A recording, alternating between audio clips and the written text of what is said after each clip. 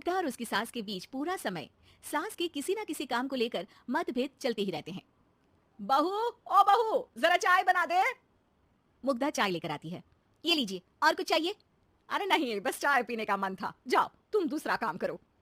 चाय पीने के थोड़ी देर बाद सास दोबारा मुग्धा को आवाज लगाती है। अरे बहू रे, आओ बहू, जरा हलवा तो बना दे, मीठा खाने को मन हो रहा है।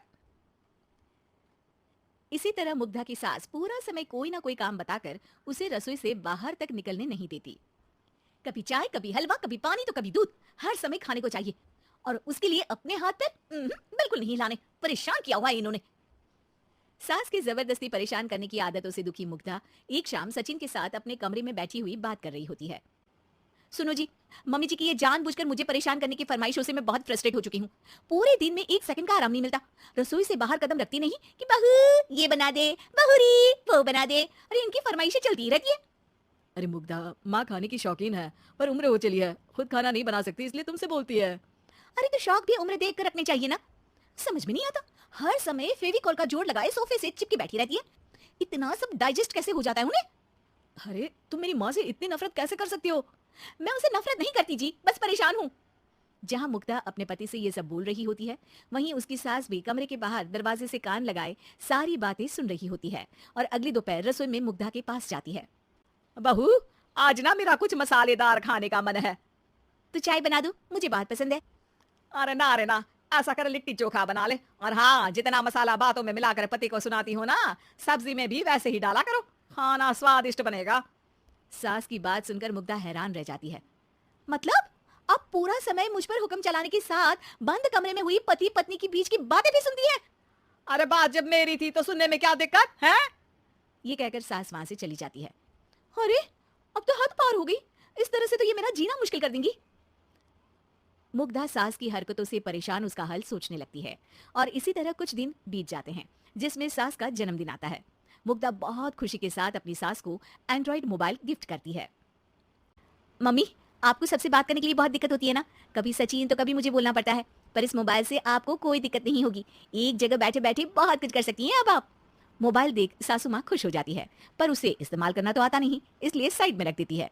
जिसे देख मुग्धा घर का सारा काम छोड़ मोबाइल सेट कर सास को इस्तेमाल करना सिखाने लगती है, जिसके बाद अब सास पूरा समय मोबाइल में ही लगी रहती है। हाय, जब से मम्मी को मोबाइल मिला है मेरी लाइफ में कितनी शांति आई है। अच्छा है, इसी तरह बिजी रहे तो मैं भी सुकून की जिंदगी जी पाऊंगी। अब मुग्धा जब मन करे काम करना, जैसा चाहे वैसा खाना बनाकर खाना, पूरा समय रिलैक्स और खुश रहने लगती है। क्या बात है, आजकल तुम बहुत चहक रही हो। अरे मम्मी जी से छुटकारा जो मिला है, अब ना फरमाइशें ना छुप छुप कर बातें सुनना। अच्छा, तो मोबाइल गिफ्ट करने की ये स्कीम थी। इसी तरह दिन बीतते हैं और अब मोबाइल पर लगी सास फरमाइशों की जगह सवालों के लिए बहू को आवाजें लगाना शुरू कर देती है। अरे बहू सुन तो, देख जरा किसी का फोन क्यों नहीं मिल रहा? रिचार्ज खत्म हो गया है, पर अभी 4 दिन पहले ही तो मैंने किया था, इतनी जल्दी कैसे खत्म हो गया?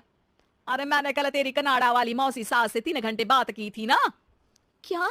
इतना महंगा तो मोबाइल भी नहीं आया जितना महंगा इसका रिचार्ज पड़ रहा है। इसके बाद तो जैसे मुग्धा के दिन के 24 घंटे में से 20 घंटे सास के पास उनके मोबाइल रिलेटेड प्रॉब्लम सॉल्व करने की ड्यूटी ही बन जाती है। अरे मुग्धा, ये मोबाइल में अचानक तेरी मौसी सास की शक्ल क्यों दिखने लगी? और ये तो हिल भी रही है। मम्मी, ये गूगल डुओ का वीडियो कॉल है, इसमें आप बात करने के साथ एक दूसरे की शक्ल भी देख सकती हो। अच्छा, ये तूने मुझे पहले क्यों नहीं बताया? अब बताने के लिए पहले नहीं बताया। इसी बीच सचिन भी वहां आ जाता है और सास अपनी वीडियो कॉल में बिजी हो जाती है। क्यों, सास बहू में क्या गपशप चल रही है? इसे गपशप नहीं, दिमाग का दही होना बोलते हैं। पर तुम तो मम्मी को मोबाइल देकर बहुत खुश थी, फिर क्या हुआ? हाँ, उसका सुकून भी कुछ ही दिन मिला। अब घर के टंटे खत्म हुए तो मोबाइल की टिंग टिंग शुरू हो गई। देखो भाई, कुछ पाने के लिए कुछ खोना तो पड़ता है। आखिर तुमने मोबाइल अपने फायदे के लिए ही तो दिया है, तो फिर सवालों के जवाब भी देने पड़ेंगे, क्योंकि जब तक उनके हाथ में ये फुथरू रहेगा, तुम्हारी लाइफ में प्राइवेसी और सुकून रहेंगे। कहने का मतलब है अगर इससे प्यार बढ़े तो दाग अच्छे हैं। अरे मुझे पहले दिन से ही पता है मोबाइल किस मकसद से दिया गया है, भूलो मत, इससे पहले मैं बातें ही सुनती थी। सास की ये बात सुनकर मुग्धा शॉक में और सचिन हंसता रह जाता है।